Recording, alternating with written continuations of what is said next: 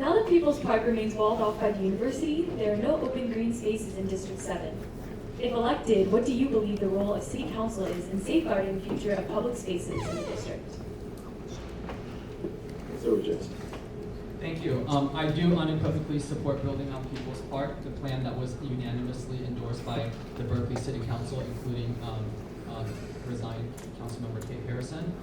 That will make sure that 2/3 of the space remains open space, and 1,100 affordable student housing is provided, and 120 permanent housing for the homeless is being built. To be specific, recreationally, the park can still be used as a very fun space. The city of Berkeley will not criminalize or arrest people in those capacities. And I just want to say, it's either that, or we can continue to dial back the clock and make it an open air space for an open drug market. To be clear, that's okay, no worries. To be clear, those shipping containers were there because the last developers that was ready to develop the 1,100 affordable beds, the 125 affordable beds for homeless individuals, pulled out. And that it's unfortunate we have to take these drastic matters. But the reality is that for folks who do not want to build on People's Park, I just cannot take them seriously when they say that they support student housing, affordable housing, and more importantly, housing for the homeless. Boo! Thank you. Cecilia. I want to make it very clear, there's no other park in the entire city that would be okay to the city council to build on. This is the only one that they are willing to build on because unhoused people live there, because the university has allowed it, has closed the bathrooms, has allowed it to kind of look to the eye of an outsider as a place that isn't desirable. As a freshman, I found community at People's Park. I met one of my best friends at People's Park.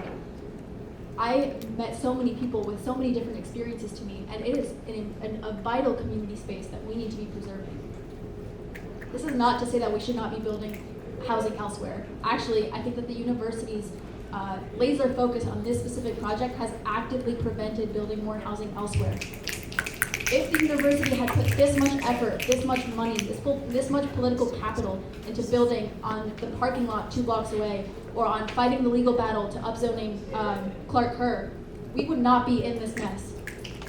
As council member, I have no jurisdiction on People's Park. It is entirely the university's land. However, the way that the university went about all of this in early January has been absolutely destructive to the community. It has been destructive to the people that relied on People's Park for services.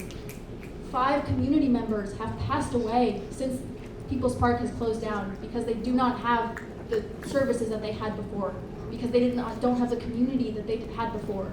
Thank you. Thank you. James?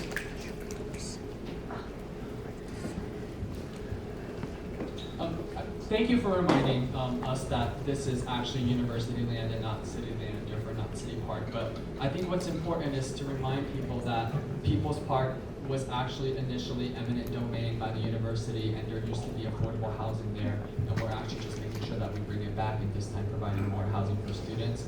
2/3 of the park will still be open space, and we definitely need to make sure that that open space is for everybody, not just for folks that encamp there, and I think it's very important. And more importantly, for those that want to encamp there will now be 125 permanent housing units for them to use, which is perhaps most important when it comes to dealing with how to solve the homeless crisis.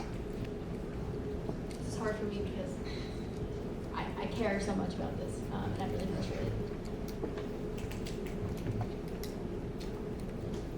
The city, or the university, in every conversation that I've had with them since January, has had no answer about whether or not Food Not Bombs would be able to return to that space in the so-called open space. They have no developer for the affordable housing. There's currently no plan to get there. They are waiting until the court decision, waiting until they are able to build in order to find that affordable housing. My professor in city planning, who works specifically on housing, has specifically told me that he doesn't think that the university isn't going to be able to find this at all. Find this affordable developer at all. This is a constant pattern. Thank you. Thank you. For the sake of time, because we want to get to Q&A, we're going to move over to the next topic, which is business in District 7. And you know, yes, we do have an unhoused problem, and which is the reason why, once again, it's so important that we build, you know, housing for the unhoused, especially on Telegraph, to make sure that folks have a place to stay. And I also just want to say, if I can go back time to the 60s, I would definitely want to do so for People's Park. It's a wonderful space. During that time, a lot of movements happened there, but also understand that the affordable housing developer and the homeless home developer pulled out of the project after the protest. It's important to state that as well. That's not true. So what? It's okay, no worries. So I think overall, all these things. I mean, oh, I